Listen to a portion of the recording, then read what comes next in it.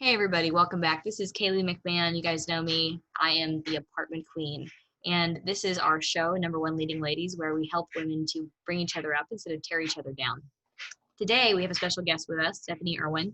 And I am really pleased to have somebody that is different on our show today because typically we have a lot of women that are in real estate, a lot of women that have something to do with like the equities market, stock market, things like that. But she has a very unique perspective on her business. And Stephanie, I'm going to let you actually introduce yourself because I'm not going to do it justice.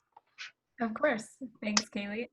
So I'm Stephanie. I am a co-founder of Cahoots, and that is basically a sustainable and closed loop clothing membership for kids. And what closed loop means is that we have zero waste. We basically are trying to rescue clothes that might otherwise go to the landfill, and we're also trying to reduce the need for new manufacturing production because that's where a lot of climate impact happens. So my background is in data, and I just got an MBA in sustainability, which sounds crazy, and I can go more into that later. But and so I came from that and was like, I can't imagine working in a big corporation. I can't imagine working in a nonprofit. I've done both. So I think it's time to start my own thing. And my family has a bunch of entrepreneurs. So it seemed like a great idea at the time. Very cool. So just like the typical woman, you're highly, highly educated, which is obviously awesome. So I'm really excited to learn a little bit from you today too. I there's there's so much that you can teach all of us. So that's why we have you on here. Now, some of the things that we always talk about in these shows or recordings is we talk a little bit about your business, a little bit about being an entrepreneur. And a lot of people that I meet really think that being a entrepreneur is something that's not that it's easy, but that it's like the shiny object. You have all the time on your hands. You can go where you want when you want to, and you can create your own schedule, etc. And that the freedom of time that we have is therefore some kind of a luxury. I don't understand, but it's really not like that in reality. What really happens is that we come to a point in our business where we have a problem that we're solving, and then you kind of have to start from the ground up building all these things, and there's a lot of challenges on the way. Once you overcome most of those challenges and get traction, as you and I both are involved in a group right now that's what we focus on. Once you get traction, then you can start kind of accelerating that and building upon that. But let's talk about just that first part where you're like, okay, I'm going to start a business. Here's the challenges that I'm going to encounter. And how did you get over those challenges to start getting some traction? Right. So it always starts with a problem, something that frustrates you. And you're like, I could do this better. Like I could fix this. Like I think I could come up with a solution for this. And that's usually where it starts. And so for us, it was like this frustration with like clothing waste. We're like, why am I throwing away clothes that like I don't know how to repair, but I'm sure someone else could fix it and like resell it. Or, I don't know what to do with this clothes. Like, this is so frustrating. And so one of my co-founders is a parent, and she was like, you don't even know, like as a mom, like your kid just like tears through clothes and, or they outgrow them. And so it's just so frustrating to have to spend any money on them. So that's kind of where like the journey started. And then usually it comes to this point where you're like, people are telling you it's a great idea, and maybe you enter into a pitch competition, or maybe you like sit in front of someone who invests and they're like, hey, you should, start this thing up. And so, we eventually decided to start this thing up. And, it starts as there's all this enthusiasm and energy at the beginning, and you're like, we're going to like change the world and all this kind of stuff. And, then there gets to be this point where it's just like, kind of like you have to take it into small pieces. And you have to say, okay, first thing first, what is our minimum viable product? Like, what is the prototype we're going to start with? How are we going to pilot this? And so for us, it was like, we went out and we're like, okay, we're going to find 30 families in New York City in the Hudson Valley who are willing to pilot our service for 3 months for free. And we'll talk to them, we'll get feedback, we'll learn about them so we can sort of understand if this is something that we could then scale up. So, you get through the pilot period and then you learn all these things. For us, we learned that girls really like pink, that, a lot of our families have more than one kid, which we didn't think about. And that clothes actually, if you buy the right things, don't rip apart as quickly as you think they do. And so with that knowledge, then we're like, okay. And then parents also wanted to exchange less. They didn't want every month. They wanted a little bit, they wanted to exchange when they wanted, and it was usually more seasonal than it was monthly. So like with that, we're like, okay, like now we have all these things, so we're gonna start a beta. So then you like go to like the prototyping and like the next stage, and you're like taking the things that you've tested to the next level. And that's when things start to get serious. That's when you're like, okay, like we got to spend a little more time on like our support systems and our website and like our social media. And usually it's about building a community so you can start to get that traction. And so I think that like that's the part where you start to learn like, okay, like this is where the long hours come in. Like this is where you like wake up and the day just passes in like a flash and you're like, oh my gosh, like I just worked from like 9 to 9, like, and I only like stopped to like eat lunch. And then and people are like, aren't you so exhausted and tired? But like, you know, if you're like me and you just like believe so much in what you do and that you're like you're like making someone's life better with your product, like it just seems, it's exhausting some days, but most days it's actually like super energizing. And I will fully admit that there are highs and lows. Like I can think of so many days where like, this is not working, like, you know, this is never going to go anywhere. And then the next day you get like an email from someone saying like, oh, like I love this, like, you know, I want to sign up right now. And you're like, oh, maybe this is worth it after all. So there's like always those highs and lows that you kind of experience. So I think that entrepreneurship is easier when you have at least one other person there to go through it with you. But it also is great when you have some sort of North Star or like guiding purpose that's like, I'm solving a real pain point and I'm making someone's life better with my service somehow. And those are the two things I think that really have gotten me through being a company that's quote unquote circular in a very linear world. And that, you know, that there are moments where you just think that you'll never, like it's a square peg fitting into a round hole, or the opposite, I don't know, but yeah. Yeah, no, I totally agree with you. So that's, I guess, the traction that you started receiving was when people kind of were interested in making orders and moving forward with the service, right? But then there's that gap between like understanding, do we have something that actually, or we have an idea and then we're seeing what the application really is with the real life people. And then the long hours come in between that and then actually getting some traction. So do you think that, some maybe some entrepreneur friends, like for me, I have a lot of friends that do the same thing, you know, different things, but they're entrepreneur minded. So a lot of people, do you think they give up in that process? And if so, what advice would you give them?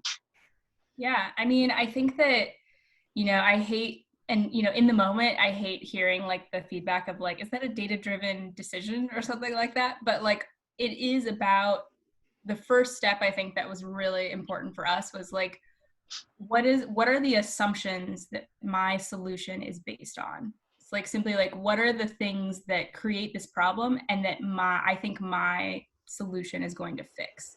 And then you have to figure out a way to then test those key assumptions. So for us, like we were thinking like parents are inconvenienced by like the fact that they buy clothes and then they fall apart.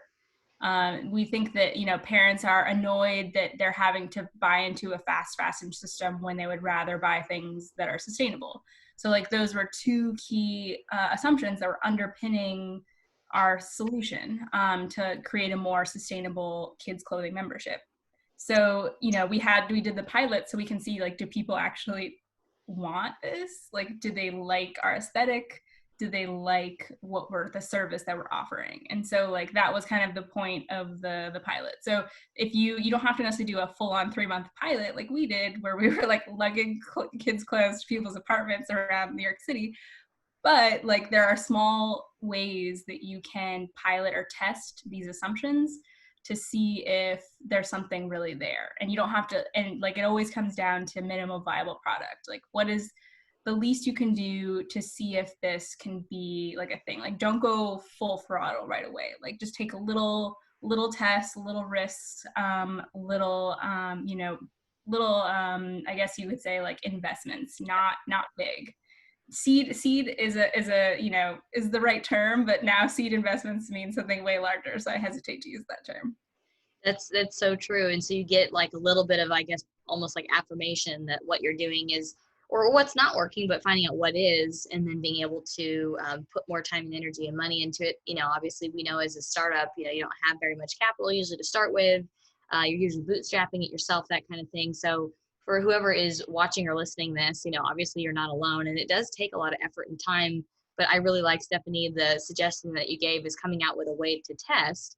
Like on an app, that I've got, it's like we're testing the first 1,000 users. What are they poking? What are they using? What are they not? And then I may have all the coolest ideas in the world and this wireframe of all this stuff I want to do. And, my friends are like, let's get the shell and then start testing it. And then let's let the market drive where it goes, kind of thing. So, anyway, but so that's really good advice, because when you're starting to get some kind of positive reaction back, or some kind of figuring out what is working and what's not, then that helps you, I think, find the next step of what to do to make sure that you're getting the product or whatever you're doing, getting it to where it's going to be super successful and get lots of traction.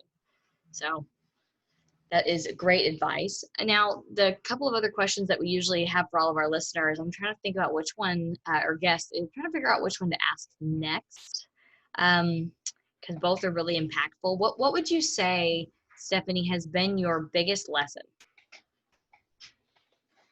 Oh, wow. So I'm an introvert, first of all. So being an entrepreneur just seems to challenge me on a daily basis, because being an entrepreneur requires you to make yourself vulnerable. It requires you to ask people for help.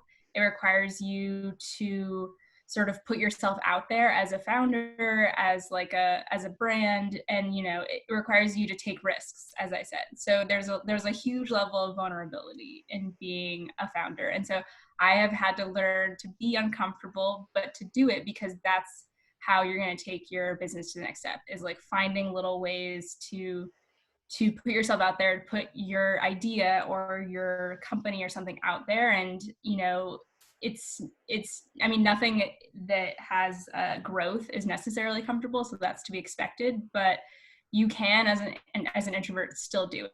I mean, it definitely helps to have an extroverted partner to balance you out, but you can still like push through that and learn, and then get more sort of vocal and confident in saying these things that seem like, I don't know, like, will anyone believe me when I say this? Or like, it seems, at least for us, it seems like such a crazy idea that it takes trust sometimes. And so you can be just as good of a spokesperson when you're an introvert as you can as an extrovert.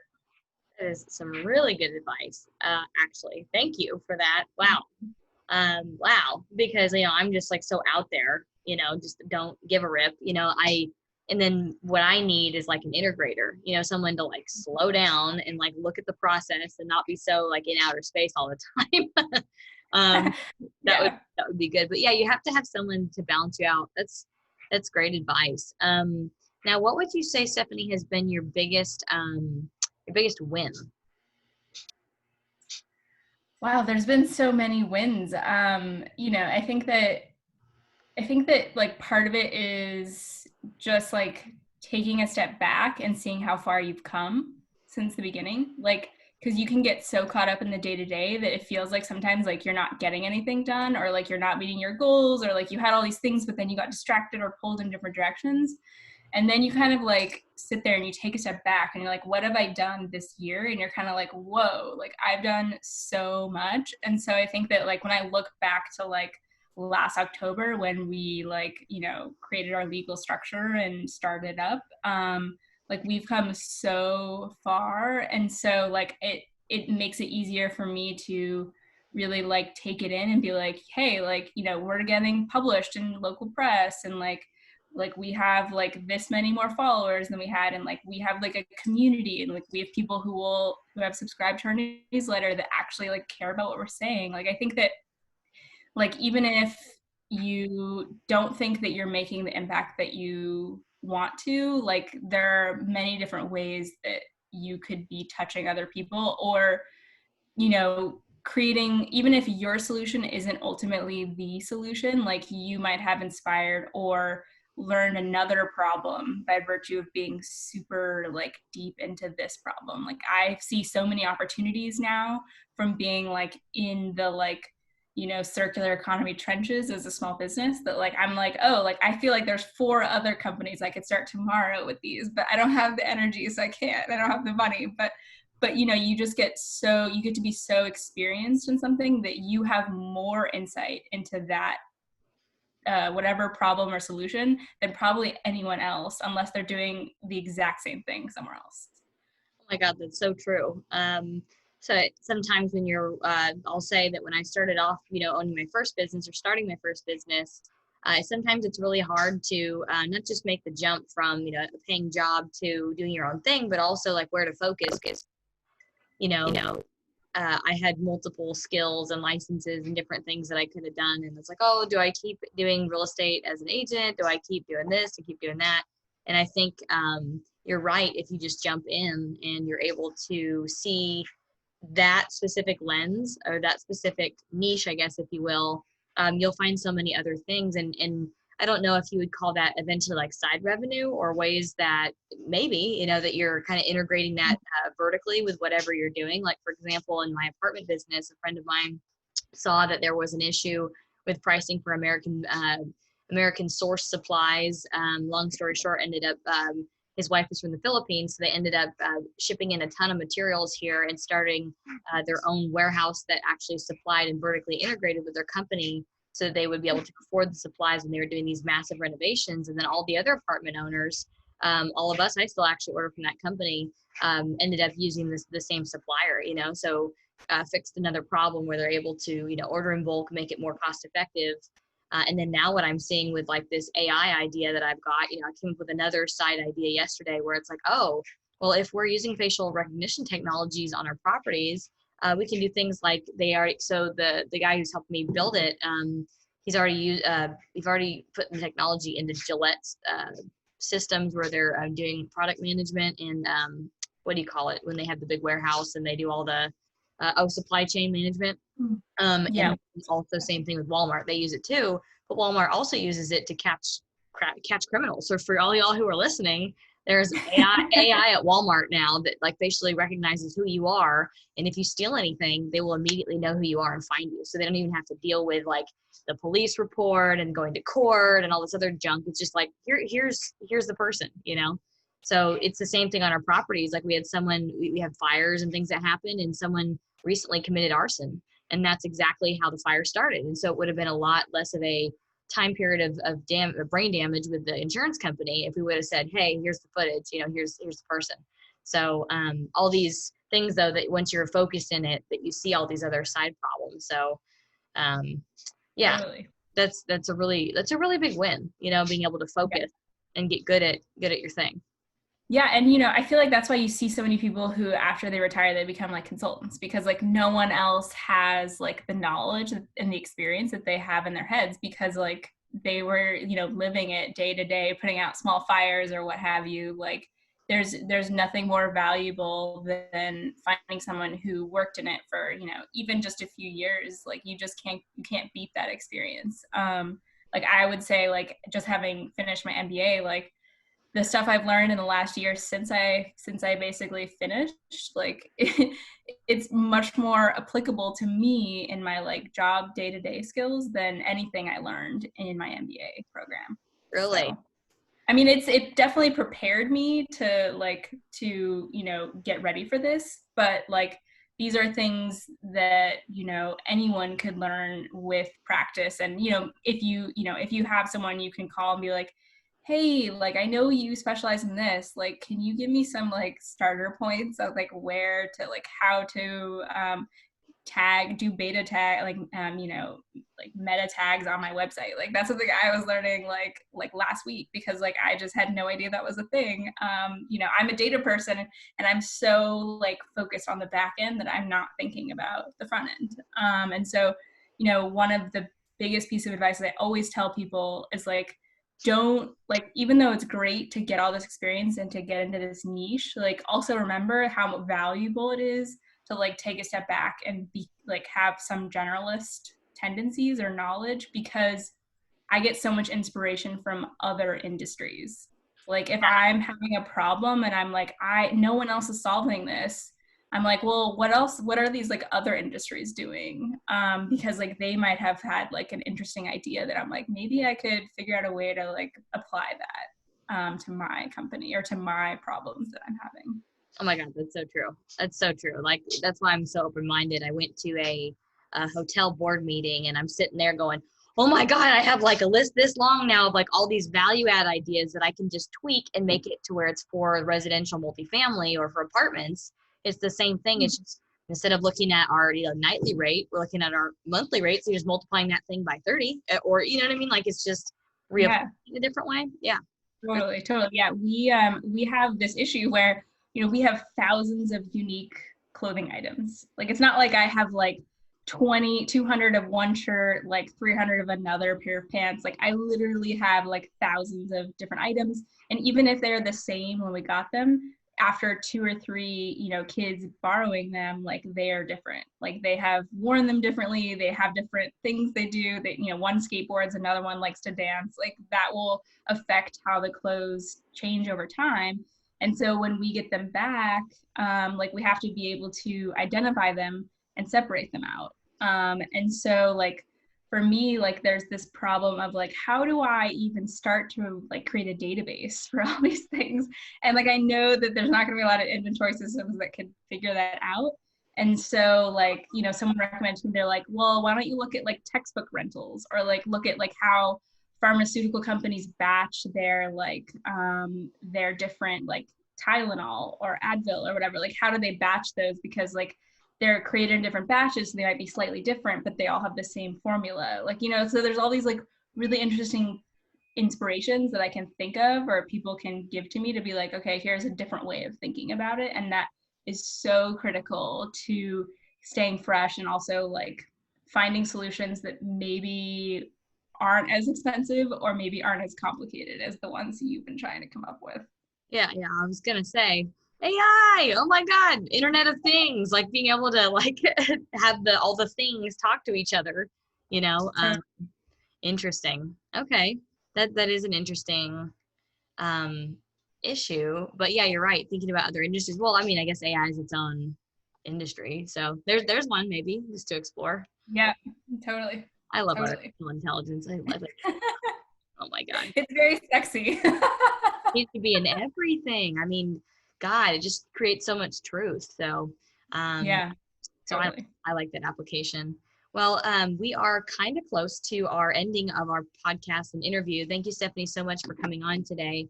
The last thing I do want to leave everybody with is one tip as a business owner, just like the number one thing that's on your mind that you would give to other business owners, and then how our listeners and watchers or viewers can reach out to you. Sure. One tip. Wow, I don't know if I can boil it down to one. I would say that like at the end of the day or even at the beginning of the day, both at the end and the beginning of the day, like remind yourself why you're doing something. Like if you experience a moment where you feel like, you know, like you don't think it's going to work or whatever, like just like go back to like your purpose. Like why did you start this? Like why are you doing this? And like think about who benefits from your like I actually occasionally we get like, you know, an email or a text or like a phone call from a customer and we try to like record all of the positive and the negative, but like, you know, if there's moments where we're questioning, like we try to go back to the positive and be like, well, you know, this many people said that this was a great thing. And so there's value here. So, I mean, don't definitely, if you're getting a lot of conflicting feedback, like, you know, take that in consideration, but like, it's always a good thing to revisit like the why, like, why are you doing this? Because there are going to be hard days. That's for sure. And in terms of contacting me, you can go on my website, cahootsco.com. We have, you know, you can email us there, but my email is stephanie@cahootsco.com. And I'm on the East Coast time, but which I don't think is that much different from Texas. But I think that, you know, the one thing that is different about this age is like you can reach out to me on Instagram, like you can DM me, like you can like literally any of those things I will welcome. And I hope that, you know, we can enter into this COVID world and try not to be as transactional, because I get so much value from, you know, chatting with people and learning from people, especially people who, you know, do repair. Like I am learning new things every day, like how you could patch this knee or how you could sew this button, or like, you know, I'm definitely still learning. And yeah, I'm actually bowled over every day by how many things there are to learn and that I don't know. Yeah, that's a really good perspective to have. I try to always think that I just don't know it Yeah, all, you know? totally. Thank you so much for taking time out of your day to be on our show, and be on all of our different media sources.